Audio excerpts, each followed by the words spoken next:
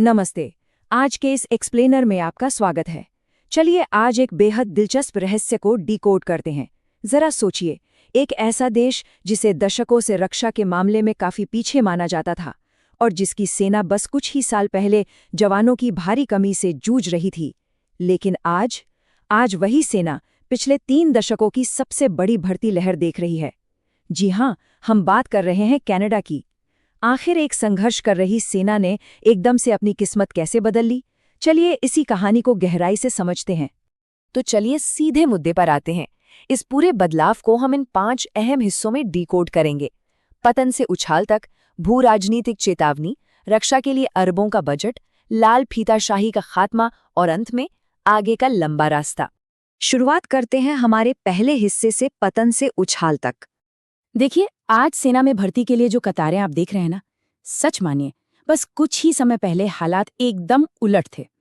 स्थिति इतनी खराब थी कि पूर्व रक्षा मंत्री बिल ब्लेयर ने 2024 में सेना छोड़ने वालों की तेज दर को लिटरली एक डेथ स्पाइरल यानी एक अंतहीन पतन कह दिया था। मतलब महज 2 साल पहले लोग इतनी तेजी से सेना छोड़ रहे थे कि बुनियादी ढांचा ही खतरे में आ गया था।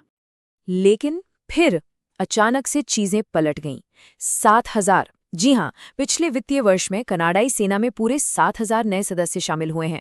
और ये कोई छोटा मोटा नंबर नहीं है, बल्कि पिछले 30 सालों में, बिल्कुल सही सुना आपने, 3 दशकों में सेना में शामिल होने वाले लोगों का ये सबसे बड़ा आंकड़ा है। वो डेथ स्पाइरल एकदम से इस ऐतिहासिक उछाल में कैसे बदल गया?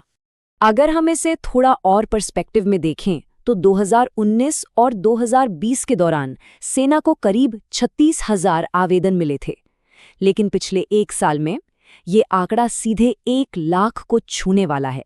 एकदम से जनता की दिलचस्पी में इतना बड़ा जंप। तो सवाल ये है कि आखिर ऐसा क्या हुआ जिसने रातों रात इतने लोगों को अपनी ओर खींच लिया?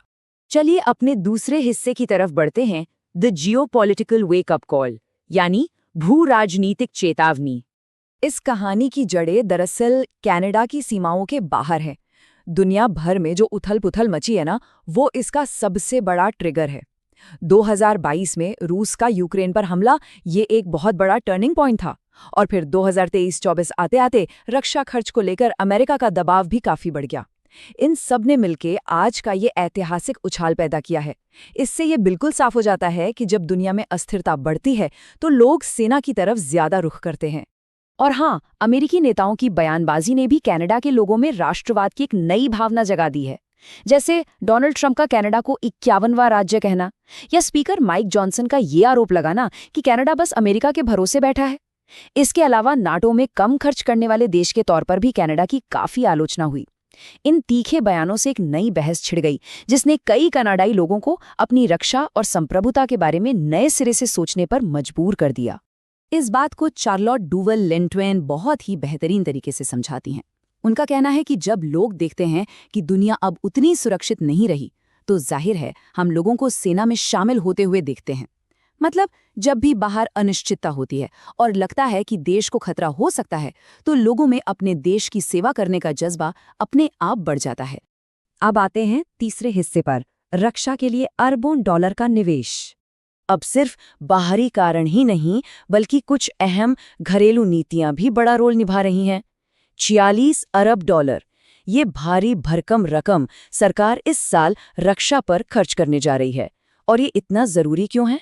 क्योंकि इसके साथ ही 1980 के दशक के बाद ये पहली बार हुआ है जब कनाडा ने आधिकारिक तौर पर रक्षा पर अपनी जीडीपी का 2% खर्च करने का नाटो का लक्ष्य हासिल कर लिया है।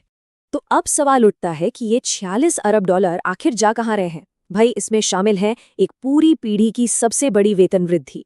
इसके साथ ही नए उपकरण खरीदे जा रहे हैं और आर्कटिक में इंफ्रास्ट्रक्चर को अपग्रेड किया जा रहा है। और इसका सीधा असर सेना के जवानों के मनोबल पर पड़ा है। अधिकारियों का खुद मानना है कि चलो, भले ही हम कुछ दशक पीछे हों, लेकिन कम से कम अब सुधार के लिए ठोस कदम तो उठाए जा रहे हैं। अब यहाँ जो सबसे अहम बात है वो है आर्थिक हकीकत। मार्च में कनाडा में युवाओं की बेरोजगारी दर करीब 14% के आसपास थी। तो जाहिर है, जब बाहर नौकरियों के अवसर कम हों और सेना बेहतरीन सैलरी के साथ साथ जॉब सिक्योरिटी का वादा कर रही है, तो ये एक बहुत ही अट्रैक्टिव करियर ऑप्शन बन जाता है ना।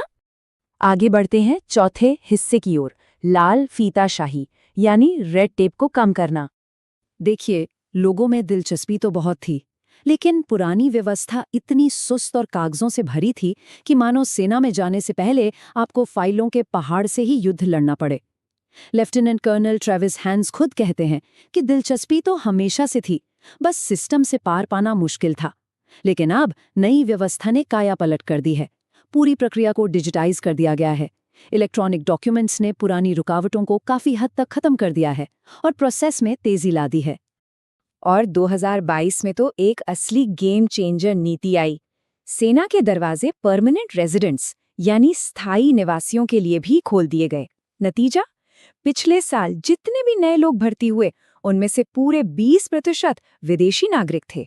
सिर्फ एक छोटे से नीतिगत बदलाव ने संभावित उम्मीदवारों का दायरा कितना बड़ा कर दिया। अब आते हैं हमारे आखिरी और 5वें हिस्से पर, आगे का लंबा रास्ता। क्योंकि भाई एक रियलिटी चेक भी तो जरूरी है। माना कि बम्पर भर्तियां हो रही हैं, लेकिन क्या इससे कनाडा तुरंत एक मिलिट्री सुपर पावर बन जाएगा?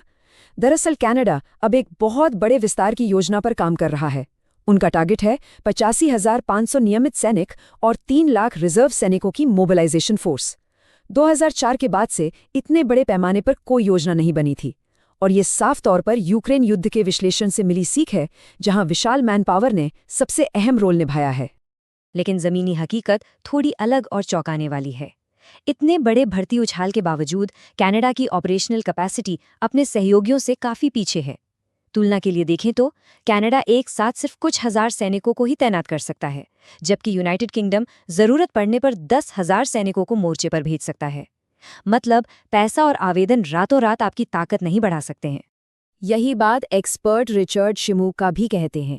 उनके मुताबिक वास्तविक उछाल या बदलाव देखने में अभी 5 से 10 साल लगेंगे। ऐसा इसलिए है क्योंकि ऐतिहासिक रूप से कनाडा अपनी रक्षा के लिए हमेशा अमेरिका पर बहुत ज्यादा निर्भर रहा है, और दशकों की उस निर्भरता और कम निवेश के असर को आप बस कुछ ही महीनों में तो नहीं मिटा सकते ना, इसमें पक्का लंबा समय लगेगा। तो आखिर में एक बड़ा सवाल उठता है, क्या ये ऐतिहासिक भर्ती उछाल और अरबों डॉलर का निवेश कनाडा के विशाल आर्कटिक क्षेत्र को सुरक्षित करने और हमेशा के लिए उस फ्री लोडर वाले ठप्पे को मिटाने के लिए काफी होगा? बदलाव की शुरुआत तो शानदार हुई है, सेना में नई ऊर्जा दिख रही है, लेकिन असली परीक्षा आने वाले सालों में ही होगी। आप इस बारे में क्या सोचते हैं? इस एक्सप्लेनर